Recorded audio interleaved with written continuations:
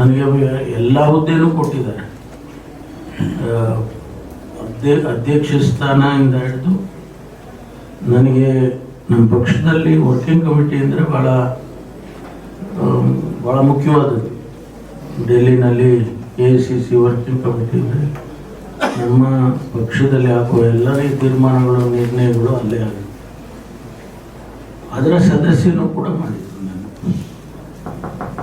ಅದಾದಮೇಲೆ 2018ರಲ್ಲಿ ಉಪಮುಖ್ಯಮಂತ್ರಿ ಆಗಬೇಕು ಅಂತ ತೀರ್ಮಾನ ಮಾಡಿದ್ರು. ಅದು ಆ ಸಂದರ್ಭದಲ್ಲಿ ಕೂಡ 2013ರಲ್ಲಿ ನಾನು ಎಲೆಕ್ಷನ್ ಸೋತೆ.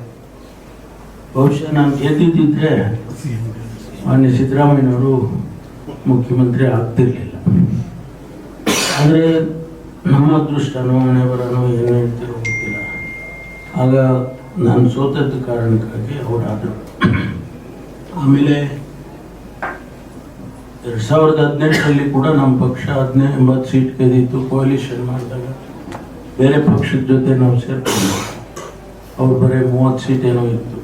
ಆದರೂ ಕಾರಣಾಂತರದಿಂದ ಅವಾಗ ಕುಮಾರಸ್ವಾಮಿ ಅವರಿಗೆ ಮುಖ್ಯಮಂತ್ರಿ ಮಾಡಿದ್ರು. ಅವತ್ತು ನನ್ನನ್ನು ಮಾಡ್ಬೋದಿತ್ತು, ಆದರೆ ಯಾವುದೋ ಕಾರಣಕ್ಕಾಗಿ ಅವಾಗ ಮಾಡಿದ್ರು. 2ನೇ ಸರಿನೂ ಮಿಸ್ ಆಯಿತು. ಮತ್ತು ಈ ಬಾರಿ ಪ್ರಯತ್ನ ಮಾಡಿದೆ.